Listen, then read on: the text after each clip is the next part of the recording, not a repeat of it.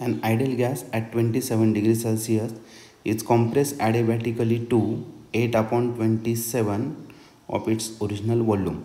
एक ideal gas दिलेला आहे आणि त्याचं टेम्परेचर दिलेलं आहे 27 डिग्री सेल्सिअस. मग त्या सेल्सिअसचं कन्वर्जन आपण कशात करणार, केल्विनमध्ये. तर ॲड करावं लागेल 273, म्हणजे झाला तो 300 केल्विन. टेम्परेचर झालं 300 केल्विन. आणि याचं जे वॉल्यूम आहे ती आपल्याला ॲडियाबॅटिकली कॉम्प्रेस करायचं 8/27, म्हणजे V2 लिहिता येईल आपल्याला 8/27. ओके. मग V2 is equal to 8/27 V1. एवढं टाईम्स आपण त्याला कॉम्प्रेस केले. गॅमा दिलेलं आहे 5/3. तर आपण या ठिकाणी राईट करून घेऊ. If gamma is equal to 5/3. त्याच्या पुढे दिले the rise in temperature of the gas is. हा क्वेश्चन 2024ला आलेला होता. तर आपल्याला राईज इन टेम्परेचर फाईंड करायचं आहे. बघा, वॉल्यूममध्ये बदल दिलेला आहे आणि टेम्परेचरमधला फाईंड करायचं आपल्याला, बरोबर की नाही.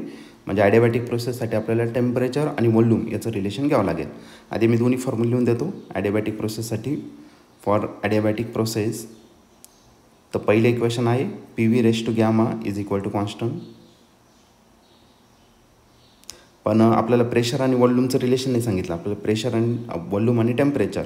तर मग आपण दुसरं रिलेशन घेऊ. Tv⁻⁻1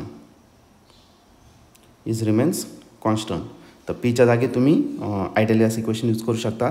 पीच्या जागी nRT/V घेऊन मग हे रिलेशन येऊन जाईल तुम्हाला. ओके. तर आपण हेच इक्वेशन आता यूज करणार. मग आपण T2 आपल्याला फाईंड करायचं काय, टेम्परेचर. मग आपण इक्वेशनला राईट करू. 1 आणि 2 असे कम्पेअर करू आपण. ठीक आहे. मग याच्यात काय करायचं आपल्याला, T2V2⁻⁻1 पीने टी करायचं आहे.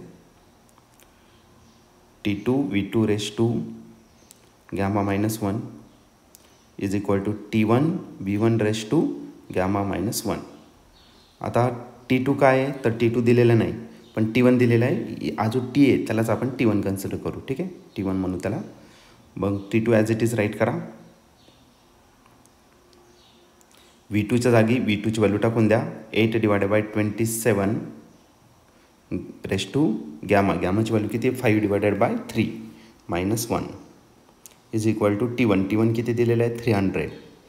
आणि V1⁻5/3 -1. या न्यूमरेटरला क्रॉस मल्टिप्लाय जर केलं पॉवरच्या टर्मला तर आपल्याला तो भेटेल 5 - 3 किती, 2.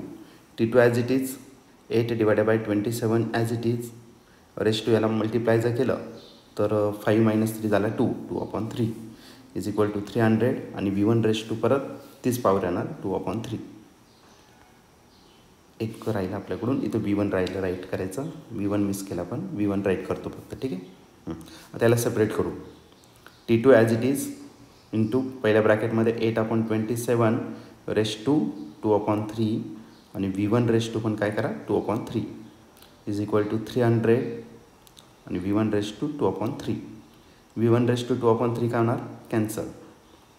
मग करायला आपला T2. आता डिवाइड बाय पॉवरला डिवाइड बाय 3 आहे. 3चा अर्थ क्यूब रूट. आता 8चा क्यूब रूट किती आहे, 2. आणि 27चं किती आहे, 3. तो राईट केला आणि पॉवरला किती अजून 2 बाकी आहे. ओके. आणि इज इक्वल टू 300. आता 2चा स्क्वेअर करणार आपण. मग T2 is equal to T2 into 2चा स्क्वेअर 4 आणि 3चा स्क्वेअर 9 इज इक्वल टू 300. आता 9 इकडे डिवाइड इकडे मल्टिप्लाय करा. मग T2 is equal to 300 into 9 divided by 4. आता 4ने याला डिवाइड करून टाकू. 4 7 जा 28 उठला 2. 4 5 जा 20 75 इंटू 9. आता 9ने मल्टिप्लाय करा. 9 5 जा 45 5 आणि कॅरी गेला 4. 9 7 जा 63 आणि प्लस 4 की झाला 67. हा झाला केल्विनमध्ये. ओके. पण आपल्याला फाईंड करायचं राईज इन टेम्परेचर. T2ने फाईंड करायचं आपल्याला राईज इन टेम्परेचर. टेम्परेचर कितीने वाढलं, मग T2 मायनस काय करावं लागेल आपल्याला, T1. T2 आहे तुमचा 675 मायनस T1 किती होता, 300. आता या दोघांचे जर सबट्रॅक्शन केलं तर आपल्याला भेटेल 375 केल्विन. मग आपलं जे राईज इन टेम्परेचर आहे ते किती असणार, 375 केल्विन. आणि या ठिकाणी तुम्ही ऑप्शन जर बघितलं तर ऑप्शन नंबर बी आपल्या या ठिकाणी करेक्टली मॅच झालेला आहे. म्हणून या क्वेश्चनचं करेक्ट आन्सर ऑप्शन बी असणार.